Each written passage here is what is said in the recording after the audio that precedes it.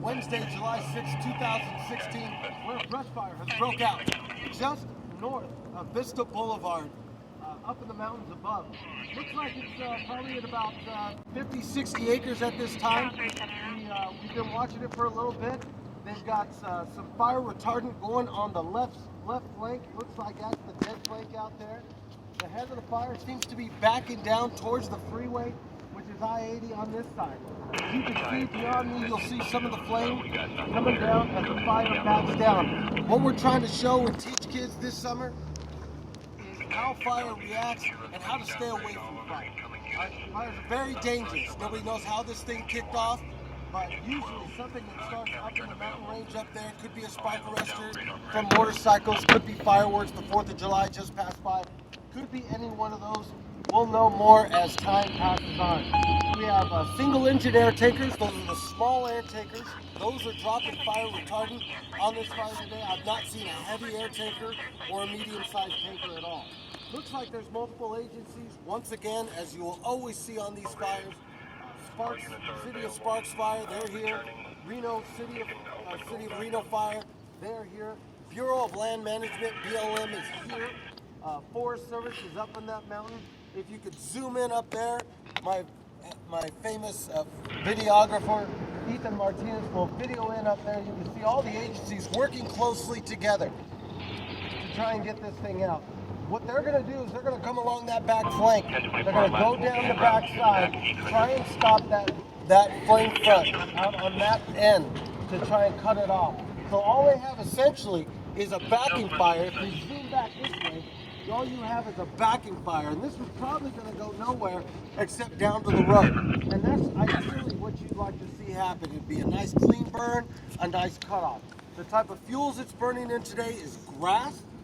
Those are your light fuels. These are really easy to attack unless you've got a good wind to them. If you've got a good wind to them, some of the deadliest fires have happened in grass. But today's condition looks like it's got a slight wind to it. Probably I would say about 15 to 20 miles an hour wind, pushing. As you can see, the column smoke bent over a little bit. That means that wind is kind of pushing up the hill right there, which is what you typically get in fires like this going up the hill. We'll see if we can, get an air tanker dropping in just a couple minutes. It's going to make a pass. If you can zero in on that air tanker way up in the air right there, what it'll do is it'll circle around a couple times, and then a lead plane or an air attack plane usually comes in, kind of shows them or tells them where he wants them to drop, or he or she wants them to drop, and then he or she will make the pass, take a look at it, give it the okay, come back around, and then give it the business. Drop all its retardant. These air tankers typically carry anywhere from 6 to 1,000 gallons of retardant, depending on the size of the single engine air tanker. Right about 800 route perfect. If you zero in over here, Ethan, you can see where the smoke's starting to fill up. That tells me it's making a little run up towards the hill. It's gained some momentum. It's now making its way, and it's going to make a run up towards the top. Should settle down once it reaches the ridge, and it'll start backing down. What I can tell right here, flame lengths are about 3 to 5 feet, maybe getting up to 10 feet at some points with some of the bigger brush. Again, nothing too major that shouldn't be able to be handled by local resources. We're going to see what happens here. That's the air attack plane as we see flying around there. It'll be a minute before we get the air tankers back. They are refueling over instead at Stead Air Base. They have a refueling and a retardant air base there where they re-up all their equipment and their tanks and then get back over to the fire. We're going to cut from here and see if we can't find another angle. We'll be back with you. BattleBorn Fire.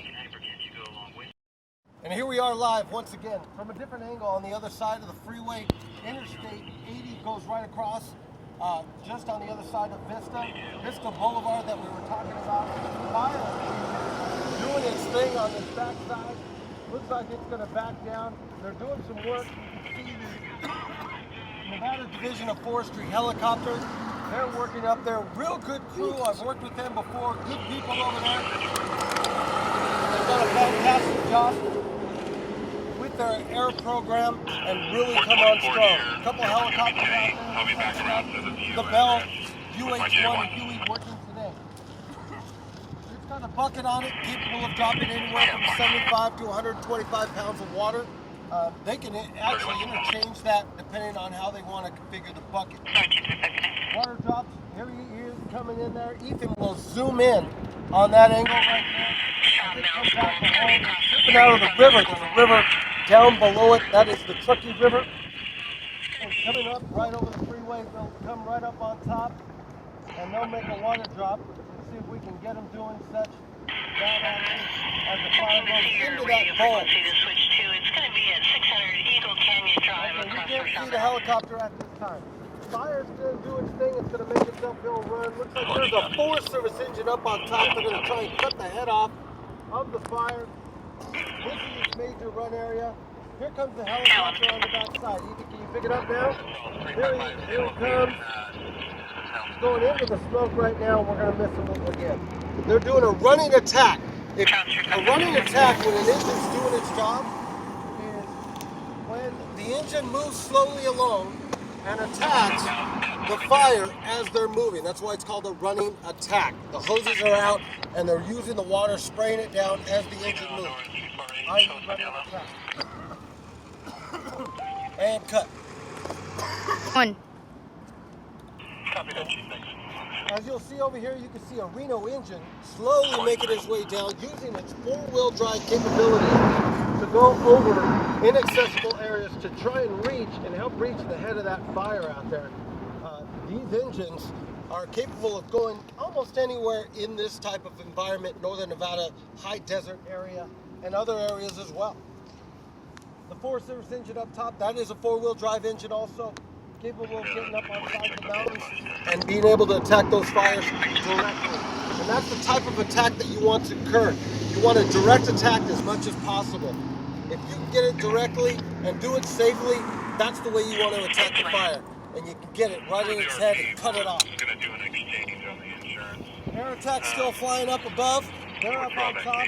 All they do is direct, tell everybody what's going on, what division of the fire, as everything's broken down into divisions. Division Alpha, Bravo, Charlie, Delta. They'll give different mnemonics for every single part of the fire, and then somebody's in charge of that fire to keep it under control. The helicopter just came out of the canyon there. It'll dip inside, and it'll work its way up along. See the local Washoe County Sheriff's helicopters coming in. He's dipping what we call a snorkel in the wildfire world. It goes for about 12 feet to 15 feet depending on what the depth of the river or lake they're filling up out of. They'll dip that snorkel in down in the bottom of it. There's a button release inside the cockpit. They'll press the suction button and it sucks right into the tank. We call that an LA tank that's located under the belly. It's fixed to the helicopter itself. That thing can hold up to 125 up to 175 gallons of water depending on the load calculation for the day. Both these helicopters are medium type helicopters in the wildland fire world. They have different load capabilities at the start of every day depending on the weather, the elevation, and several other factors that go into it. They can only carry that certain amount for the day. Today, from the way it looks like it, they're up to about 100 gallons. It feels like it's about 85, 86 degrees out today. Pretty moderate.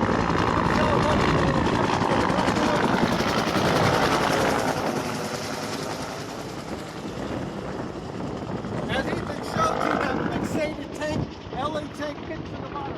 Whereas you can see this NDF, Nevada Division of Forestry, has a bucket. We call a bucket.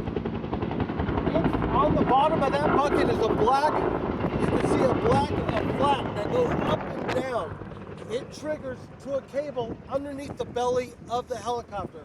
Once it reaches the fire up at the top and gets over its target, he'll click the release button. That small part of the belly of the bucket goes up and the water flows down. It just drops, uses gravity to drop down out of the bottom, and then he just kind of steers it where he wants that bucket to go. Both have great capabilities. Some pilots like the bucket, some Pilots like the fixed tank. I have no preference as long as you're putting water on the fire and you're making it cooler for me as a firefighter.